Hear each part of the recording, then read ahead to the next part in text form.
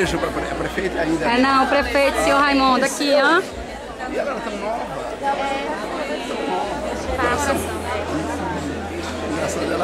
Eu me lembro vagamente em muitos lugares, mas ela era jovem. Miss, professora Miss, o pessoal chamava Iraci. Professora Iraci. Transformou realmente a hoje a filha dela está no prefeito lá e a gente está querendo para o ano que ela seja Assim, de repente.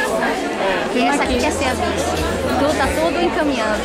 Estou querendo ser vice. Tá filmando. Vai ser, se Deus quiser.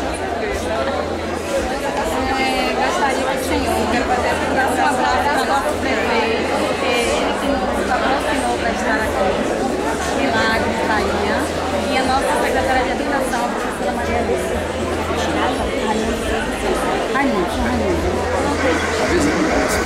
Já tá. Bom, olha, eu estou aqui no Congresso, eu queria mandar um grande abraço assim para o Raimundo, prefeito de Milagre, e adoraria também que a secretária de Educação fosse testemunha desse abraço e dessa minha vontade de poder estar com vocês. E se eu não estou fisicamente em Milagre, eu estou com representantes maravilhosas que me dão assim uma felicidade enorme estar aqui. Grande... Mas irá breve em Milagre, se Deus quiser. Se Deus quiser, irá sim. Olha, por favor, faça esse milagre. Iremos fazer, com certeza.